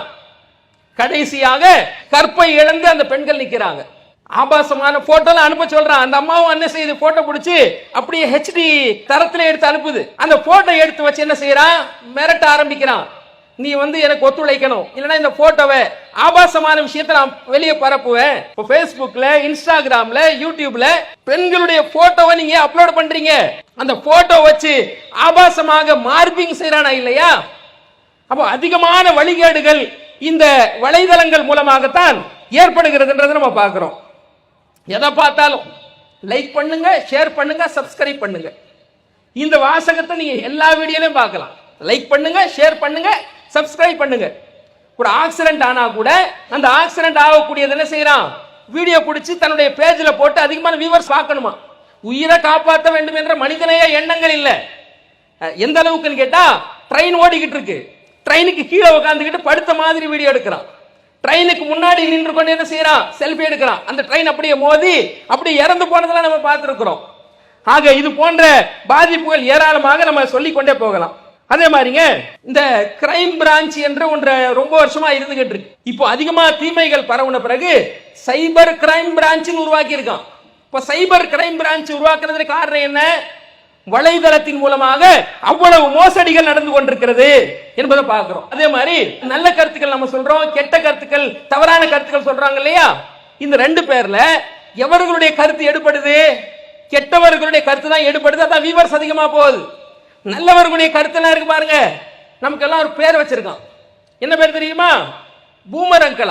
சமூக வலைத்தளத்துல வச்ச பேரு பூமர் அங்கிள் என்று பேர் வச்சு நம்முடைய அறிவுரைகள்லாம் இவன் கேட்கறதே கிடையாது. அது இல்லாம போதைகள், கூலிப்பு போன்ற பல அசிங்கமான போதை கலாச்சாரங்கள் எல்லாம், ஆபாசமான கலாச்சாரங்கள் எல்லாம் சமூக வலைதளத்தின் மூலமாக பரவி இருக்கிறத நம்ம பார்க்கிறோம். அல்லாஹ் ரப்பல் ஆலமீன் திருமறை குர்ஆனில் சொல்லி காட்டுகிறான், பார்வைகளை தாழ்த்தி கொள்ளுமாறு கூறுகிறான். தவறான பார்வையை ரசூலுல்லாஹி ஸல்லல்லாஹு அலைஹி வஸல்லம் விபச்சாரம் என்று கூறுகிறார்கள். அது மட்டும் இல்லாம வீடியோ கேம் என்ற ஒரு பாதிப்பு, தொழுகைக்கு கூட போகாம ஃப்ரீ ஃபயர் என்ற கேம் மூலமாக, பல கேம் மூலமாக இவன் நல்ல காரியத்தில் ஈடுபடாம முழுக்க முழுக்க வீணான காரியத்தில் விழுந்து கிடப்பதை பார்க்கிறோம். அல்லாஹ் திருமறை குர்ஆன்ல சொல்லி காட்டுகிறான், உங்களை சக்கரை என்ற நரகத்தில் சேர்த்தது எது என்று நரகவாசிகளை பார்த்து சொர்க்கவாதிகள் கேட்கக்கூடிய நேரத்திலே அந்த நரகவாசிகள் சொல்றாங்க, நாங்க தொழக்கூடியவர்களா இல்ல, நாங்க ஏழை எளியவர்களுக்கு உணவு கொடுக்கக்கூடியவர்களா இல்ல, குன்னா நஹூது மஅல் ஹாயிதீன், வீணான காரியம் செய்யக்கூடிய நபர்களோடு நாங்களும் வீணான காரியத்தில் மூழ்கி கிடந்தோம் என்று சொல்றாங்க நரகவாசிகள். அப்ப மூழ்கி கிடக்கக்கூடியவர்கள் சக்கர் என்ற கொடுமையான நரகத்தில் வீழ்ந்து கிடக்கிறார்கள். அதே மாதிரி அல்லாஹ் குறிப்பிடுகிறான், வல் அஸ்ர் இன்னல் இன்சான லஃபீ ஹுஸ்ர், காலத்தின் மீது சத்தியமாக மனிதன் நஷ்டத்தில் தான் இருக்கிறான் அல்லாஹ் சொல்றான். இறை நம்பிக்கை கொண்டு நல்லறங்கள் செய்து நன்மையை ஒருவருக்கு ஒருவர் போதித்துக் கொண்டு பொறுமை போதித்துக் கொண்டார்களே அவர்களை தவிர என்று அல்லாஹ் சொல்றான். அப்போ காலத்தை வீணாக்கக்கூடிய காரியத்துல இந்த சமூக வலைத்தளம் இருப்பதை பார்க்கிறோம். அப்படி ஏராளமான ஆதாரங்கள் குர்ஆன்ல, ஹதீஸ்ல தீமையான காரியத்தில் ஈடுபடக்கூடாது என்பதையும் நன்மையான காரியத்தில் ஈடுபட வேண்டும் என்ற கருத்தில் சொல்லப்பட்டிருக்கிறது. கடைசியாக ஒரு வார்த்தையை சொல்லி முடித்துக் கொள்கிறேன். தகப்பன்மார்கள் சொல்லியிருக்க கூடாதா, தகப்பன் திருத்தி இருக்க கூடாதா என்றெல்லாம் கேட்டாங்க. அந்த தகப்பனையே வழி கெடுத்த வெப்பன் இந்த சமூக வலைதளம் தான் என்பதை சொல்லி முடித்துக் கொள்கிறேன். அல்ஹம்துலில்லாஹி ரப்பில் ஆலமீன். பெற்றோர்கள் எவ்வளவு நல்ல அறிவுரைகளை சொன்னாலும் இந்த இளைஞர்கள் கேட்கிறார்களா? அவர்கள் சமூக வலைதளங்களில் தான் அடிமையாக கிடக்கிறார்கள். எந்த பெற்றோர்கள் மது அருந்த சொன்னார்கள், போதை மருந்தை பயன்படுத்த சொல்லி இருக்கிறார்கள், சினிமா நடிகருக்கு பின்னால் கூத்தாடியின் பின்னால் போங்கள் என்று யாரு சொல்லி இருக்கிறார்? நல்ல அறிவுரைகளை சொல்லுகிறார்கள், ஆனால் அவர்கள் கேட்பதில்லை. இந்த சமூக வலைதளங்களின் மீது கொண்டுள்ள பற்று, ஆசை, அடிமைத்தனத்தின் காரணத்தினால் தான் கெட்டு குட்டியச்சவராக போகிறார்கள் என்ற வாதத்தை பல ஆதாரங்களுடன் சொல்லியிருக்கிறார்கள். அதற்கு மறுப்பாக பெற்றோர்கள் தான் காரணம் என்பதை அன்சாரி அவர்கள் குறிப்பிடுவார். அஸ்ஸலாமு அலைக்கும் வரஹ்மத்துல்லாஹி. இளைஞர்கள் எழுச்சி மாநாட்டில் ஒரு முக்கியமான நிகழ்வாக இந்த பட்டிமன்ற நிகழ்ச்சி நடைபெற்றது. இளைஞர்கள் பெரிதும் வழிகெடுவதற்கு காரணமாக இருப்பது பெற்றவர்களா, சமூக வலைதளங்களா? எதிர்த்தரப்புல நாங்கள் சொன்ன வாதத்தை முழுமையாக புரியலன்னு நினைக்கிறேன். சமூக வலைதளங்கள்ல பாதிப்பு இருக்கு அப்படின்றத நாங்கள் சொல்லிக்கிட்டு இருக்கிறோம்.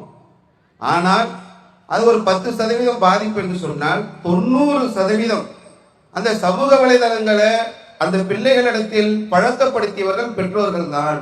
பெரிய காரணம் என்று சொன்னால் பெற்றோர்கள் தான் சொல்லி நாங்க ஆரம்பத்துல இருந்து சொல்லிக்கிட்டே வரோம். எங்களுடைய தரப்பு வாதங்களை எல்லாம் வந்திருக்கக்கூடிய எல்லோரும் கவனித்துக் கொண்டிருக்கிறார்கள். அவங்க என்ன சொல்றாங்கன்னா, நடுவரே நீங்க தீர்ப்பை சொல்லிருங்கன்னு கெஞ்ச ஆரம்பிச்சுட்டாங்க. யாரு காரணம் என்பதை குர்ஆன் வசனங்கள் மூலமாக, ஹதீஸ் மூலமாக, நடக்கக்கூடிய தரவுகள் மூலமாக நம்ம சொல்லிக்கிட்டே இருக்கிறோம். இந்த வீடியோ கேம்னால பாதிப்பு அப்படின்னு சொல்லி சொல்றாங்க. நம்ம ஒரு 100 தகவல்கள் நெஞ்சை உருக்குகிற மாதிரி கொலை, தற்கொலை அப்படின்ற நிகழ்வுகளை எல்லாம் நம்மால சொல்ல முடியும். யார் கொடுத்தது? அதை அவரே சொல்றாரு முடிக்கும் போது, அப்பம் கொடுத்த வெப்பன். அதைத்தான் நாங்களும் சொல்றோம். இந்த வெப்பனை யார்பா கொடுக்கிறா? அப்பன் தானே இந்த வெப்பனையே பிள்ளைகளிடத்தில் கொடுக்கிறார்கள் என்பதுதான் எங்களுடைய வாதம் என்பதை புரிந்து கொள்ளாமல் சமூக வலைதளங்களில் உள்ள அந்த பாதிப்புகளை எல்லாம் அவர்கள் பட்டியல் போட்டுக்கொண்டே வருகிறார்கள். நம்ம என்ன சொல்கிறோம் என்று சொன்னால், இரையச்சம் என்பது இருந்தால் கண்டிப்பாக அந்த பிள்ளைகள் வழிதவறாத ஒரு நிலையை ஏற்படுத்த முடியும். இதை பெற்றோர்கள் தான் செய்ய முடியும். இன்றைக்கு உள்ள நிலையை அவங்க பார்க்கிறார்களான்னு தெரியல. சமூக வலைதளம் பேசுறதுக்காக வந்துட்டாங்க. எடுத்த குறிப்பை பேசணுன்றதுக்காக பேசிட்டு இருக்கிறாங்க. ரோட்ல எப்படி இருக்கிறான் இளைஞன், சாலையில எப்படி போறான் இளைஞன், அவனுடைய நிலை எப்படி இருக்கிறது தெரியுமா? நம்ம சாலையில குடும்பத்தோட பைக்ல போறோம், அவன் புல்லட்ல டப்ப டப்ப டப்பன்னு வரான், நமக்கு படப்படன்னு ஆகுது. ஏன்னா நம்ம பைக்கு முன்னாடி வந்து படுக்கிறான், லாரி முன்னாடி படுக்கிறான், பஸ் முன்னாடி படுத்து எழுந்திரிச்சு போறான். அந்த வாசகத்தை பஸ் முன்னாடி எழுதி இருக்கிறாங்க, 100ல் போய் 108ல் போய் விடாது. அவன் அவ்வளவு வேகமா போறான். எது யார் வாங்கி கொடுக்கிற இந்த பைக்கு? எல்லாம் சமூக வலைதளம் சொல்லிட்டு போயிட்டா, நடுவர்கிட்ட சொல்லிட்டாங்கன்னாக்கா நடுவர் கவனிக்க தானே செய்வாங்க. எவ்வளவு விஷயங்கள் இந்த சமூகத்தில் நடக்குது. பெற்றவர்கள் காரணம் இல்லையா இதற்கு? 10-15 ஆண்டுகளுக்கு முன்னால பெற்றவர்கள் என்ன பண்ணாங்க? தனக்கு அல்சர் வந்தாலும் பரவாயில்லை, பிள்ளைக்கு பல்சர் வாங்கி தரணும்னு இருந்தாங்க. அவன் பல்சர்ல வேகமா போகக்கூடிய நிலை இருந்தது. இப்ப என்ன ஆகுது? காலம் மாறுது. ஏடிஎம் தேய்ச்சி தேய்ச்சி தேய்ச்சி கேடிஎம் பைக் வாங்கி தர. அப்படியே காலங்கள் மாற மாற அவன் போகக்கூடிய வேகம் மாறுதா? 100 அடி, 1000 அடி, 10,000 அடி உயரத்தில் போகக்கூடிய விமானம் கூட எங்க இருக்கிறது என்று பார்க்க முடிகிறது. இப்படி பைக்கில் போகக்கூடியவர்களை, பறக்கக்கூடியவர்கள் எங்கே போகிறார்கள், என்ன ஆகிறார்கள் என்று காவல்துறையால் கூட கண்டுபிடிக்க முடியாத அளவிற்கு இளைஞர்களுடைய நிலை என்று மாறிக்கொண்டிருக்கக்கூடிய ஒரு நிலையை பார்க்கிறோம். இளைஞர்களை பாருங்க எப்படி இருக்கிறார்கள் தெரியுமா? தலையில பெருச்சாலியோட ஒருத்தன் வரான். என்னடா பெருச்சாலி தலையில இருக்குதான்னு பார்த்தா கட்டிங்ன்றான். ஒருத்தன் வரான், கொரோனா மாதிரி இருக்கு, கொரோனா கட்டிங்ன்றான். ஒருத்தன் வரான், தலை தீஞ்சு போன மாதிரி இருக்கு, கேட்டா இது ஃபயர் கட்டிங்ன்றான். பெற்றோர்கள் சின்ன வயசுல வெட்டிட்டு வரும்போது மொட்டையடி என்று அடித்திருந்தால் இந்த கொரோனா கட்டிங்கு, இந்த அணில் கட்டிங்கு, இந்த முள்ளம்பன்றி கட்டிங் எல்லாம் வருமா? இதையெல்லாம் பார்த்ததே இல்லை. நீ பெண் இளைஞர்கள் எப்படி போறாங்க தெரியுமா? சில இடங்கள்ல நம்ம பார்க்கின்ற போது சிகரெட் பிடிக்கக்கூடிய அளவிற்கு பெண்கள், இளைஞர்கள் உருவாகி கொண்டிருக்கிறார்கள். மது அருந்தக்கூடியவர்களாக இளைஞர்கள் உருவாகி கொண்டிருக்கிறாங்க. இதுக்கு பெற்றவங்க காரணம் இல்லையா? நடுவர் சொன்னார் ஆரம்பத்துல கரூர்ல நடந்த சம்பவம், அதுல ஆண்கள் எல்லாம் மேலே ஏறினதெல்லாம் சொன்னாங்கல்ல. பெண்கள் கதை என்ன தெரியுமா? அதுவும் குறிப்பாக புர்கா அணிந்து கொண்டு வந்த பெண்கள், அவர்தான் எங்களுக்கு எல்லாமே, அவரை பார்த்தா நான் அப்படியே கட்டி பிடிச்சிருவேன், நான் என் பிள்ளைகளை எல்லாம் வீட்டில் விட்டுட்டு வந்துட்டேன், இப்படி எல்லாம் பேசுறாங்களே. யார் காரணம்? இஸ்லாம் அழகாக சொல்கின்றது. இப்ராஹிம் அலைஹிஸ்ஸலாம் தன்னுடைய பிள்ளையை பெற்றெடுத்து வளர்க்கிறார்கள். அவர் பருவ வயதை அடைகின்ற போது, உன்னை நான் அறுப்பது போன்று எனக்கு வகி அறிவிக்கப்பட்டிருக்கிறது, என்ன செய்ய வேண்டும்? அதற்கு அவர் சொன்னார், நான் பொறுமையாளனாக இருப்பேன், உங்களுக்கு ஏவப்பட்டதை நீங்கள் செய்யுங்கள். இப்படி இரையச்சத்தை ஊட்டி பெற்றோர்கள் வளர்த்தால் பிள்ளைகள் கெட்டு போவார்களா? நம்ம இதை சொன்னா வந்திருக்கக்கூடிய பெற்றோர்களே, நீங்கள் தான் பிள்ளையை பெற்றதுக்கு காண்டாமிருகன் பேர் வச்சீங்களா? இப்படி கேள்வி. நம்ம என்ன வாதம் வைக்கிறோம் என்று சொன்னால், வளர்க்க வேண்டிய முறையில் பெற்றோர்கள் வளர்த்தார்கள் என்று சொன்னால் வழிகிட மாட்டார்கள் அந்த பிள்ளைகள் என்பதை ஆணித்தரமாக சொல்லி கொண்டிருக்கிறோம். சின்ன வயசுல பிள்ளைகளுக்கு குரானை சொல்லி வளர்க்காம, மார்க்கத்தை சொல்லி வளர்க்காம, அவனை டான்ஸ் ஆட சொல்லி, பாட்டு பாட சொல்லி, ஒரு குழந்தைய வீட்டில் எப்படி வளர்க்குறாங்க? உறவினர் வீட்டுக்கு போனோம்னு வைங்களேன், அந்த பிள்ளைய பாட்டு பாட சொல்லுது. கல்யாணம் கட்டிக்கிட்டு ஓடி போயிடலாமா, ஓடி போய் கல்யாணம் கட்டிக்கலாமா? சின்ன வயசுல சின்ன பிள்ளைக்கு தேவையா? டான்ஸ் ஆட சொல்றது, அவன் காலையும் கையையும் ஆட்டிட்டான்னா அந்த அப்பாவுடைய முகத்திலையும் அம்மாவுடைய முகத்திலையும் 100 வாட்ஸ் பல்ப் எரியுது. இதுல என்ன சந்தோஷம்? டேடி மம்மி வீட்டில் இல்ல, தடவோட யாரும் இல்லைன்னு சொல்லி சின்ன பிள்ளைய ஆட விட்டு இதுல சந்தோஷப்பட்டா அவனுக்கு இரையச்சம் வருமா? இல்ல கூத்தாடி பின்னாடி போவானா? கூத்தாடி பின்னாடி என்று இளைஞர்கள் போகிறார்கள். இதற்கு பெற்றோர்கள் காரணம் என்று சொன்னால் இல்ல சமூக வலைதளங்கள் தான். சமூக வலைதளங்கள் தான். ஏன் போதை இருக்கு, கலாச்சார சீரழிவு இருக்கு, எவ்வளவு இருக்கு, பட்டியல் போடட்டுமா? இதெல்லாம் சமூக வலைதளத்தால் வந்துருதா? இரையச்சத்தை ஊட்டி வளர்த்தால், இரையச்சம் ஊட்டப்பட்டால், மதீனாவிலே குடித்துக் கொண்டிருந்த மக்களிடத்திலே இரையச்சம் ஊட்டப்பட்ட போது மது பீப்பாய்களை தூக்கி ரோட்டில் வீசினார்கள். இந்த இரையச்சத்தை ஊட்டி குழந்தைகளை வளர்க்க வேண்டும் என்று அந்த பெற்றோர்கள் நினைத்தால்தான் அந்த இளைஞர்கள் வழிகட மாட்டார்கள் என்பதுதான் எங்களுடைய வாதம். வந்திருக்கக்கூடிய எல்லா பெற்றோர்களும் அதை விலகி வைத்திருப்பார்கள். நடுவரும் சொன்னார்ல, பிள்ளையை வளர்க்கக்கூடிய அந்த பெற்றோர்கள் தான் அதை மாத்துறாங்க. தாயை போல பிள்ளை, நூலை போல சேலை. தாய் எப்படி அப்படிதான் இருக்கும்.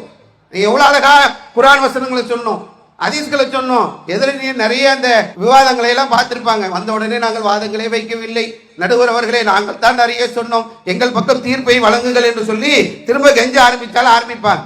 நிறைய குர்ஆன் வசனங்கள், நிறைய ஹதீஸ்கள், நிறைய நடைமுறை உதாரணங்கள், சமூகத்தில் இன்று இளைஞர்கள் வழிகட்ட நிறைய விஷயங்களை சொல்லி இருக்கிறோம். ஒரு செய்தி போதும். அல்லாஹ்வுடைய தூதர் சொன்ன மாமின் மௌலுதின் இல்லா யூலத் அலல் ஃபித்ரா, எல்லா குழந்தைகளும் இயற்கை மார்க்கத்தில் தான் பிறக்கிறது. பெற்றோர்கள் தான் அது வழி தவறுவதற்கு காரணமாக இருக்கிறார்கள் என்ற அற்புதமான ஒரு செய்தியை அல்லாஹ்வுடைய தூதர் அவர்கள், நடுவர் அவர்கள் வழங்க வேண்டிய தீர்ப்பிற்கு ஆதாரத்தையும் எங்களுடைய அணி சார்பாக நாங்க சொல்றோம். குர்ஆன் வசனங்கள், ஹதீஸ்கள், எனக்கு முன்னாடி பேசினவங்க நிறைய செய்திகளை சொன்னார்கள். இந்த ஒரு செய்தி போதும். பிறக்கக்கூடிய எல்லா குழந்தைகளும் இயற்கை மார்க்கத்தில் தான் பிறக்கிறது. அதை வழிகெடுக்கக்கூடிய ஒரு இடத்தில், வெப்பனை கொடுக்கக்கூடிய இடத்தில் அப்பன்மார்களும் தாய்மார்களும் இருந்து கொண்டு பிள்ளைகளை வழிகெடுத்து அவர்கள் பெரிதாகும் போது வழிதவரக்கூடிய ஒரு நிலை இருக்கிறது. 5இல் வளையாதது 50இல் வளையாது. அதை கருத்தில் கொண்டு இந்த இளைஞர்கள் வழிகெடுவதற்கு பெரிய காரணமாக இருப்பது பெற்றவர்களே, பெற்றவர்களே, பெற்றவர்களே என்ற எங்களுடைய வாதத்தை வைத்து நிறைவு செய்கின்றேன். அஸ்ஸலாமு அலைக்கும். பெற்றோர்கள் தான் இளைஞர்களை பெரிதும் வழிகெடுக்கிறார்கள்.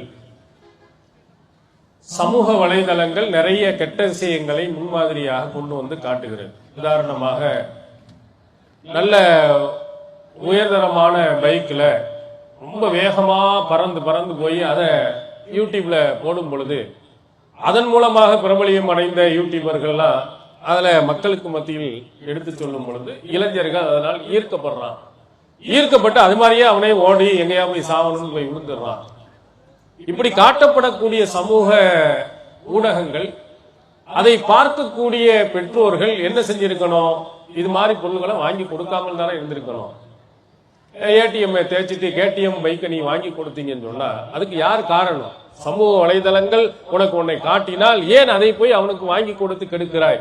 அப்ப கெடுப்பதெல்லாம் யார் என்றால் பெற்றோர்கள் தான் என்ற கருத்தையும் இன்னும் பல உதாரணங்களை எடுத்து வச்சிருக்காங்க. கடைசியாக, இறுதியாக, சமூக வலைதளங்கள் தான் இளைஞர்களை வழிகெடுக்கிறது என்பதை காஜி இப்ராஹிம் அவர்கள். அஸ்ஸலாமு அலைக்கும் ரஹ்மத்துல்லாஹி வரகாத்துஹு. புகழும் புகழ்ச்சியும் ஏக இறைவனாகிய அல்லாஹ் ஒருவனுக்கே உரித்தாவதாக என்று புகழ்ந்தவனாக, இளைய சமுதாயத்தை பெரிதும் வழிகெடுப்பதற்கு காரணம் சமூக வலைதளங்கள் தான் என்பதை எங்கள் அணியின் தரப்பாக பல்வேறு ஆதாரங்களை கொண்டு நிறுவுவதற்காக நாங்கள் வந்திருந்தோம். ஆனால் அதில் என்னென்னலாம் பாதகம் இருக்கு என்பதை எதிரணியினரை எங்களுக்கு அந்த சுமையை குறைத்து அதில் எவ்வளவுலாம் பிள்ளைகள் வழிகெடுக்கிறார்கள் என்பதை பட்டியல் போட்டிருக்காங்க. மக்கள் எல்லாம் அறிந்திருக்கீங்க. அதில் என்னென்னவோ சொல்லிச்சாம் பள்ளி, எகுதி குறித்து தான் துள்ளின்ற மாதிரி வந்துட்டு சொல்லி என்ன பண்றாங்கன்னா, நாங்கள் சொல்லிட்டோம் ஹதீஸ வச்சிருக்கோம், குர்ஆன் ஆதாரத்தை வச்சிருக்கிறோம், எடுத்துக்காட்டுகளை வைத்திருக்கிறோம் சொல்லி என்ன சொன்னாங்கன்றதை மக்கள் பார்த்துக்கிட்டு இருக்காங்க. ஒரே ஒரு விஷயத்தை திரும்ப திரும்ப திரும்ப பெற்றோர்களுக்கு பொறுப்பு இருக்கு. இதைத்தான் என்ன பண்றாங்கன்னா, ஆரம்பத்துல இருந்து 3 பேரும் நாங்கள் வாதத்தை வைத்துட்டோன்ட்டு நிறைவு செஞ்சுட்டு இருக்கிறாங்க. பெற்றோர்கள் மீது அபாண்டமான ஒரு குற்றச்சாட்டு. பெற்றோர்கள் மீது குற்றச்சாட்டு வைக்கிறதாக இருந்தா நம்ம சமீபத்தில் பார்த்திருக்கோம். பிரியாணி அபிராமின்னு ஒருத்தங்க ஃபேமஸ். கேடுகட்ட செயலால் தன்னுடைய பெற்ற குழந்தையை கொலை செய்தார்.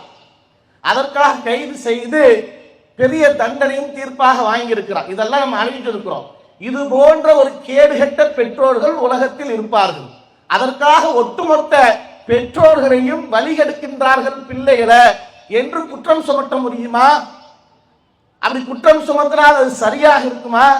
எந்த பெற்றோர்கள் தன்னுடைய பிள்ளை வழிகெட்டு போக வேண்டும் என்று விரும்புவார்களா? எல்லா பெற்றோர்களும் தன்னுடைய பிள்ளை சிறந்த பிள்ளைகளாக, ஒழுக்கமுள்ள பிள்ளையாக, நாளை மறுமையில வெற்றி பெறக்கூடிய பிள்ளையாக இருக்க வேண்டும் என்பதுதான் விரும்புவார்கள். ஆனா அவங்க வைத்த விஷயம் என்னன்னா, ஒருத்தர் கத்திய சொன்னார், ஒருத்தர் கத்தி பேசி சொன்னார். இதுதான் அங்க பார்க்க முடிஞ்சது. ஒருத்தர் கத்திய உதாரணத்தை சொல்லிட்டு அவர் அப்படியே ஒதுங்கிட்டார். ஒருத்தர் கத்தி பேசினா நம்ம எப்படி வென்று விடலாம் அப்படின்னு உரத்த குரல். ஏன் எங்களுக்கும் கத்தி பேச முடியும்ல? நடுவரே அழகான உதாரணத்தையும் சாரந்தல் சொன்னாங்க, அவர்களும் சொன்னாங்க. மின்மாற்றியில் ஏறிக்கொண்டு இன்னைக்கு ஒரு இளைஞர்கள் கூட்டம் போய் விபத்துக்குள் சிக்கியது. கூரையை பிரித்து கொண்டு ஏறுறான். என்ன உலக சாதனை படைக்கிறதுக்கு அவன் போனானா? மின்மாற்றியில ஏறினது வேர்ல்டு ரெக்கார்டுக்காக போய் நின்றானா? அங்க இருக்கக்கூடிய ஒரு கூத்தாடியை பார்ப்பதற்காக, அவனுடைய முகத்தை பார்க்க வேண்டும் என்பதற்காக 41 உயிர்கள் பலியானது. என்ன காரணம்? அருகாமையில போய் தன்னுடைய ஹீரோவை பக்கத்துல இருந்து செல்ஃபி எடுத்து நான் வலைதளங்கள் மூலமாக பரப்ப வேண்டும் என்பதற்காக போனான். அதே மாதிரி இந்த செல்ஃபி விஷயத்தை இன்னைக்கு எந்த அளவுக்கு இளைஞர்களை பாதிக்கிறதுக்கு செஞ்சிருக்குன்னு சொன்னா, அதுல ஒரு மனநோயாளியே மாறுறான். நேற்றைய தினம் பேப்பர்ல வந்திருக்கக்கூடிய செய்தி, பீகார்ல ரயில்ல தண்டவாளத்துல நின்று கொண்டு செல்ஃபி எடுத்துக்கொண்டு ஒரு 4 பேர் நிக்கிறான். பின்னாடி வரக்கூடிய ரயிலை கவனிக்காமல் அந்த 4 பேரும் அடித்து இறந்து விட்டார்கள் அந்த இடத்திலேயே. அதே மாதிரி சமீபத்துல பல்லாவரத்துல அதே மாதிரி செல்ஃபி மோகத்தால் தன்னுடைய வீட்டில் இருக்கக்கூடிய வாகனத்தை பெற்றோருக்கு தெரியாமல் எடுத்துக்கொண்டு போய் கிட்டத்தட்ட ஒரு 100 கிலோமீட்டர் வேகத்துல ஒரு குறிப்பிட்ட தொலைவுக்கு வேகமா ஓட்டிட்டு போறான். பின்னாடி உட்கார்ந்து இருக்கக்கூடிய நண்பனை செல்போன்ல நீ வந்து செல்ஃபி எடு, வீடியோ எடு, ரெக்கார்ட் பண்ணு, நம்ம எவ்வளவு வேகமா போறோன்றத பார்க்கட்டும், அதை சமூக வலைதளங்கள்ல பரப்பணும் என்று போய் எதிரில் வரக்கூடிய 3 நபர்கள் வாகனத்துல வந்திருக்காங்க. அந்த இடத்துல பின்னாடி செல்ஃபி எடுத்துக்கொண்டிருந்த நபர் அந்த இடத்திலேயே மரணிச்சிட்டார். எதிரில் வாகனத்தில் வந்த ஒரு நபர் அதுல அவர் ஒரு இறந்துட்டார். இன்னும் அந்த 5 நபர்களும் 3 நபர்கள் 2 பேர் இறந்துட்டாங்க. 3 நபர்கள் மருத்துவமனையில ஆபத்தான நிலையில இருக்கிறாங்க. இதற்கு யார் காரணம்? பெற்றோர்கள் காரணமா? இல்ல அவனிடத்தில் இருக்கக்கூடிய செல்ஃபி மோகம் காரணமா? இன்னைக்கு வாகன விபத்துக்கள் அதிகரித்துக் கொண்டே இருக்க. அதற்கான காரணம் என்ன? 2004 பேஸ்புக் உருவாக்கினார்கள், 2005 யூடியூப் உருவாக்கினார்கள், அதன் அப்படின்னு பட்டியல் போடுறாங்க. 2004க்கு முன்பாடு இருக்கக்கூடிய விபத்துக்களை எடுத்து பாருங்க, 2005க்கு பிறகு இருக்கக்கூடிய விபத்துக்களை எடுத்து பாருங்க. அதுல அதிகமாக இருக்கும் இந்த 20 வருடத்துல. ஏன் காரணம் என்ன? அந்த பேஸ்புக்லயும் யூடியூப்லையும் போடக்கூடிய வீடியோக்காக அந்த செல்ஃபி மோகத்தால் வாகன விபத்து இன்னைக்கு அதிகரித்துக் கொண்டே இருக்க. இதுதானே காரணம். அப்ப இது காரணம் இல்லையா? இப்ப சினிமாவை பார்த்து என்ன பண்றாங்கன்னா, தந்தைகள் கெடுத்து விடுறார்கள். அவர்கள் சொல்றாங்க அது பேர ஒரு பாட்டு வேற, பாட்டை வேற சொல்லிக்கிட்டு பெற்றோர்கள் இப்படியெல்லாம் பாட சொல்லி அவர்கள் வந்து சொல்றாங்க. இன்னைக்கு என்ன பண்றாங்க? ஆதாரத்தை எடுத்து வைக்கிறோன்ற பேர்ல சேதாரமாகி நிற்கிறாங்க. இப்படி ஒவ்வொரு பெற்றோர்களும் சொயின்னு பாடுறதுக்கு தான் இன்னைக்கு கத்து கொடுத்துக்கிட்டு இருக்காங்களா? ஒவ்வொரு வீட்டிலையும் இந்த வேலையா நடந்துகிட்டு இருக்கு. இந்த சொயெல்லாம் அல்லாஹ்வுடைய உதவியை கொண்டு இந்த தௌஹீத் பிரச்சாரத்தால் இந்த மௌலூதுகளை ஒழிக்கப்பட்டாச்சு. அங்கொன்றும் இங்கொன்றுமாக அந்த மௌலூது பாட்டுக்கள் இங்கு நடந்து கொண்டிருக்கு. இந்த தௌஹீதுடைய பிரச்சாரத்தினால் அந்த சொயம் அழிக்கப்பட்டாச்சு. இப்படி இப்ப வந்துகிட்டு என்ன பண்றாங்கன்னா, அந்த பாட்டை பாடிக்கொண்டு சொல்லிக்கிட்டு இருக்கக்கூடிய விஷயத்தை பார்க்கிறோம். இன்னொருத்தர் சொல்லும்போது பார்த்தா புல்லட்ல போகக்கூடிய பிள்ளைகளை பார்த்துட்டு டப டப டபன்னு போறாங்களாம், இவங்களுக்கு பட பட பட படன்னு வருதான். என்ன காரணம் அதுக்கு? அவன் டப டபன்னு போறதும் படபடன்னு காரணம் என்ன? அது வேகமா போகக்கூடிய நிலையை உருவாக்கியது யார்? பெற்றோர்களா? இந்த வாப்பா நீ ஒரு பைக்கை வாங்கிக்கோ, நான் ஏடிஎம்ல தேய்ச்சி தரேன், நீ கேடிஎம் வாங்கிக்கோ, எனக்கு அல்சர் வந்தாலும் பரவாயில்ல உனக்கு பல்சரை வச்சுக்கோ, நீ 100 கிலோமீட்டர் வேகத்துல போன்னு பெற்றோர்கள் சொன்னாங்களா? இல்ல கேடுகட்ட இந்த யூடியூபர்கள், இந்த டிடிஎஃப்ஐ போன்ற நபர்கள் சொன்னார்களா? பெற்றோர்கள் சொல்லக்கூடிய உபதேசத்தை இன்னைக்கு கேட்கக்கூடிய பிள்ளைகள் வெகுவாக குறைந்து விட்டார்கள். வெகுவாக குறைந்து விட்டு இன்ஃபுளுசர்கள் சொல்லக்கூடிய வார்த்தையை கேட்கிறான். இன்னைக்கு ரேஷன் கடையில போய் ரேக வைக்கக்கூடிய நேரத்தில் பாருங்க, ரேக வைக்கும் போது ரேகையை வைக்கிறான் விழுக மாட்டேங்குது, திருப்பி ரேகையை வைக்கிறான் விழுக மாட்டேங்குது. அப்ப இப்படி எல்லாம் விழுக மாட்டேங்குது. யாருக்கு? தந்தைக்கும் விழுக மாட்டேங்குது, தாய்க்கும் விழுக மாட்டேங்குது, போய் பிள்ளை வச்சாலும் விழுக மாட்டேங்குது. என்ன காரணம்னா போட்டு செல்போனை தேய்ச்சி ரேகை எல்லாம் குறைந்து தேஞ்சு போயிட்டு இன்னைக்கு ரேஷன் கடைக்கு போனா கூட ரேகை விழுக மாட்டேங்குது. அப்படி எல்லாம் இன்னைக்கு இருக்கக்கூடிய நேரத்தில் ஆகையால் இந்த மாதிரி இளைஞர்கள் பெரியதும் வழியெடுப்பதற்கு காரணம், முக்கியமான காரணமாக இருப்பது இந்த சமூக வலைத்தளங்கள் தான் என்பதை எங்களின் தரப்பு வாதமாக ஆணித்தரமாக வைத்து நிறைவு செய்கின்றோம். அஸ்ஸலாமு அலைக்கும் வரஹ்மத்துல்லாஹி வபரகாத்துஹு. அஸ்ஸலாமு அலைக்கும். இளைஞர்களை பெரிதும் வழிகெடுப்பது பெற்றோர்களே இல்லை சமூக வலைதளங்களே என்று இரண்டு தரப்பினர்களும் மிரட்டி உருட்டி பல செய்திகளை சொல்லியிருக்கிறார். சமூக வலைதளங்களின் மூலமாக ஏராளமான தவறுகள், ஒழுக்கக்கேடுகள் அனைத்தும் வந்திருக்கிறது என்பதை எல்லாரும் தெரிந்திருக்கிறோம். ஆரம்ப காலத்தில் இருந்தே ஒழுக்கக்கேடுகள் இருந்தாலும் வழிகட்ட விஷயங்கள் இருந்தாலும் இந்த சமூக வலைதளங்களுடைய வளர்ச்சிக்கு பிறகு ரொம்ப அதிகமாக ஆகியிருக்கிறது என்பதை யாரும் என்ன செய்ய முடியாது, மறுக்க முடியாது. நீங்க ஆரம்ப காலத்தில் நடந்த குற்ற செயல்களினுடைய எண்ணிக்கை எவ்வளவு, ஒழுக்கக்கேடுகள் எவ்வளவு, கற்பழிப்பு வழக்குகள் எவ்வளவு அப்படின்லாம் நம்ம வகைப்படுத்தி பார்த்தோம்னா ஆரம்ப காலகட்டத்தில் ரொம்ப ரொம்ப கம்மியாகத்தான் இருந்தது. இப்போதான் ரொம்ப அதிகமாக வந்திருக்கிறது. அதுக்கெல்லாம் முக்கிய காரணமாக திகழ்வது இந்த சமூக வலைதளங்கள். அதை பார்த்துட்டு தான் குடிகாரனாக நிறைய போகிறான், கொள்ளையடிக்கக்கூடியவனாக மாறுறான், ஒழுக்கக்கேட்டுக்கு போகிறான். இல்லை நிறைய விஷயங்கள் இந்த சமூக வலைதளங்களின் மூலமாகத்தான் நிறைய வந்திருக்கிறது, அதிகரித்து இருக்கிறது. அதில் தான் இளைஞர்கள் நிறைய போய் வீழ்ந்திருக்கிறார். இதில் எந்த மாற்று கருத்தும் நாம் சொல்ல முடியாது. அதே நேரத்தில் இவ்வளவு ஒழுக்கக்கேடுகள், இவ்வளவு மோசமான விஷயங்கள் எல்லாம் வருகிறது என்றால் அதை தடுத்து நிறுத்துவதற்குரிய வாய்ப்புகள் இருக்கா இல்லையா, அல்லது இப்படியே தான் போகுமா அப்படின்னு சொன்னா நிச்சயமாக அந்த சமூக வலைதளங்களின் மூலமாக பாதிக்கப்பட்ட அந்த இளைஞர்களை நல்வழிப்படுத்தக்கூடிய, திருத்தக்கூடிய அனைத்து வாய்ப்புகளும் பெற்றோர்களுக்கு இருக்கிறது. அன்றைய காலத்திலும் இருந்தது. திருக்குரான் சொல்லும் பொழுது கெட்ட விஷயமும் நல்ல விஷயமும் சமமாகாது.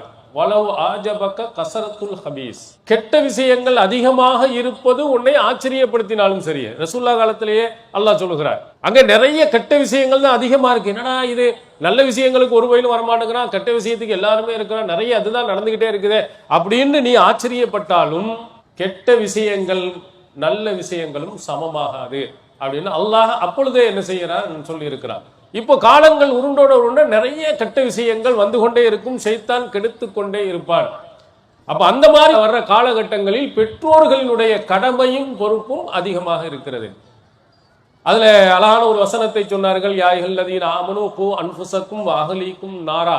உங்களையும் உங்கள் குடும்பத்தினர்களையும் நரக நெருப்பில் இருந்து நீங்கள் காப்பாற்றுங்கள். இந்த சமூக வலைதளங்களின் மூலமாக நிறைய விஷயங்கள் நரக நெருப்புக்கு தான் நம்மளை கொண்டு போய் சேர்க்க போகுது. ஒழுக்கக்கேடுகள் எல்லாம் நரகத்தில் கொண்டு போய் சேர்க்கக்கூடியவைகள். அதிலிருந்து நீங்களும் பாதுகாப்பு பெறணும், அதே மாதிரி உங்களுடைய பிள்ளைகளும் உங்களுடைய குடும்பத்தினர்களும் பாதுகாப்பு பெறணும். அற்புதமான ஒரு விஷயமாக அல்லாஹ்வின் தூதர் அவர்கள் நமக்கு சொல்லியிருக்கிறார், குல்லு மௌலூதின் யூலது அலல் ஃபித்ரா. ஒவ்வொரு பிள்ளைகளும் இயற்கையான மார்க்கத்தில் தான் பிறக்கிறது. திருக்குரான் கூட முன்னால் சொல்லும் பொழுது அவன் பிறக்கும் போது கெட்டதெல்லாம் தெரிஞ்சுக்கிட்டுலாம் வரல. யார் அதையெல்லாம் சொல்லிக் கொடுக்கிறார்கள்? அபவாஹு யு ஹபிதானிஹி அவ் மர்ஜிசானிஹி அவ் நஸ்ஸிரானிஹி. பெற்றோர்கள் தான் அவனை யூதர்களாக, கிறிஸ்தவர்களாக நெருப்பு வணங்கிகளாக கெட்டவனாக மாற்றுவதெல்லாம் அவருடைய பெற்றோர்கள் தான். அதே மாதிரி பிள்ளைகளுடைய பொறுப்பை பற்றி நபி ஸல்லல்லாஹு அலைஹி வஸல்லம் அவர்கள் சொல்லும் பொழுது உங்கள் ஒவ்வொருவருக்கும் பொறுப்பு இருக்கிறது, அதுல தாய்க்கு பிள்ளையினுடைய பொறுப்பு இருக்கிறது என்றும் நபிகளார் அவர்கள் நேரடியாக நமக்கு சொல்லியிருக்கிறார். சமூக வலைதளங்கள் எவ்வளவு மக்களை கெடுத்தாலும், கெடுக்கக்கூடிய விஷயங்கள் எவ்வளவு வந்தாலும் அதையெல்லாம் தடுத்து நிறுத்தக்கூடிய பொறுப்பு கடமையும் இருக்கிறது. முயன்றார்கள் என்றால், இரையச்சத்துடன் அதை அணுகினார்கள் என்று சொன்னால் நம்முடைய இளைஞர்களை கெட்ட விஷயங்களில் இருந்து பாதுகாக்க முடியும். நபிகளாருடைய காலத்தில் இருந்த ஒவ்வொரு நபித்தோழர்களும் எப்படி அறப்போராட்டங்களுக்கும் நல் விஷயங்களுக்கும் தங்களுடைய அந்த வலிமையையும் அனைத்தையும் அதற்கு பயன்படுத்தினார்களோ, அதுபோன்று இந்த உலகத்திலும் நம்முடைய இளைஞர்களையும் நல்வழியில் கண்டிப்பாக கொண்டு சேர்க்க முடியும். அதுல முக்கியமான பொறுப்பாக பெற்றோர்களுக்கு மிக முக்கிய பொறுப்பு இருக்கிறது என்பதை கூறி, பெற்றோர்கள் மிக முக்கியமாக இளைஞர்களை நல்வழிப்படுத்துவதில் அதிகம் கவனம் செலுத்த வேண்டும் என்பதையும், சமூக வலைதளங்களின் பக்கம் அவர்கள் திரும்பிவிடக் கூடாது என்றும் அதிலே எச்சரிக்கையாக இருக்க வேண்டும் என்றும் சொல்லி எனது உரையை நிறைவு செய்கிறேன். அஸ்ஸலாமு அலைக்கும் வரஹ்மத்துல்லாஹி. அல்லாஹு அக்பர், அல்லாஹு அக்பர்.